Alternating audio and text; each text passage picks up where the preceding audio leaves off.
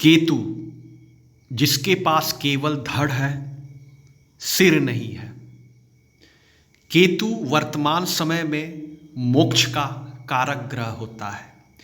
केतु मतलब सन्यासी, उसे लोभ मोह हानि उससे कोई मतलब नहीं है। केतु इस प्रकार का ग्रह है। वर्तमान समय में लगभग जितने सारे एस्ट्रोलॉजर हैं वो केतु से डरवाते हैं, लेकिन आपको केतु से बिल्कुल डरने की ज़रूरत नहीं है।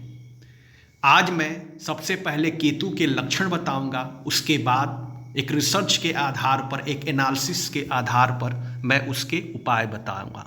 लेकिन सबसे पहले मैं अमित राय, ज्योतिष राय साहब के इस YouTube प्लेटफॉर्म पर आपका स्वागत करता हूं।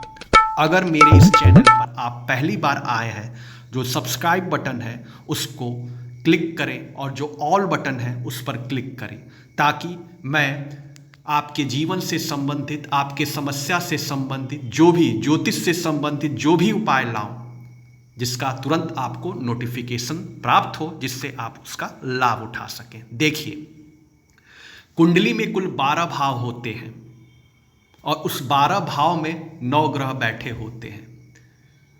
मुख्य रूप से 7 ग्रह ही होते हैं। राहु और केतु छाया मात्र ग्रह है। केतु जहां भी बैठता है वो वहां पर उस घर की जितने सारे कार्य है अपने ऊपर ले लेता है। केतु जिस भी, मान लीजिए केतु आपके सुख भाव में बैठ गया, तो वो वहां बैठकर क्या करेगा, आप जितने सुख के पीछे भागोगे सुख आपसे दूर जाएगा।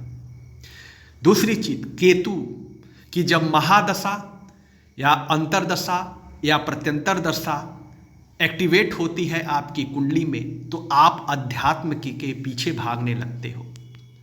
आपको ये जो चराचर जगत है इसमें आप सुख नहीं, आपका जो सुख है वो प्रभु में, ईश्वर में आप खोजते हो, और पूरी दुनिया आपके लिए वीरानी लगती है। यानी आप पूर्ण रूप से अध्यात्म की तरह भागते हैं। अगर आपके साथ ऐसा होता है तो आप मानिए, अगर आपके पास कुंडली नहीं भी है तो मान के चलिए कि आपकी कुंडली में अंतरदशा, प्रत्यंतर दशा या महादशा, इसमें से तीनों में से कुछ न कुछ एक्टिवेट जरूर हुआ है। अब मान लीजिए आपका केतु चौथे, कुंडली के चौथे घर में है, यानी चौथा घर जो होता है वो माता का सुख, आपका जितने सारे सुख होते हैं, भूमि भवन वाहन का सुख, वहां से उसकी प्राप्ति होती है। अब केतु मान लीजिए चौथे घर में बैठ गया है, तो केतु अगर चौथे घर में बैठा है तो पूर्व जन्म में आप उस घर के समस्त सुखों को आपने प्राप्त कर लिया है। अब इस जन्म में उस चीज के पीछे अगर भागेंगे, जितने ही भागेंगे उतने ही वो सुख आपसे दूर होता चला जाएगा।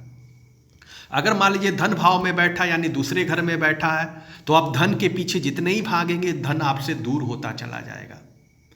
तो मैं आज उसके उपाय बता रहा हूं। देखिए, जिस भी घर में केतु बैठा है, मान लीजिए धन भाव में बैठा है, तो आप जब कर्म करेंगे ना तो उसमें फल नहीं लाना है। अक्सर ये मानव मन है कि जब भी व्यक्ति कर्म करता है तो उसमें अपने फल की प्राप्ति को ऑटोमेटिक ऐड कर लेता है। अब जहां आप धन कमाने के लिए फल लाएं, जहां पे केतु बैठा है, तो आपके पास धन बिल्कुल नहीं आएगा। तो आपको प्रैक्टिस करनी है कि आप कर्म करें, उसमें फल की इच्छा नहीं।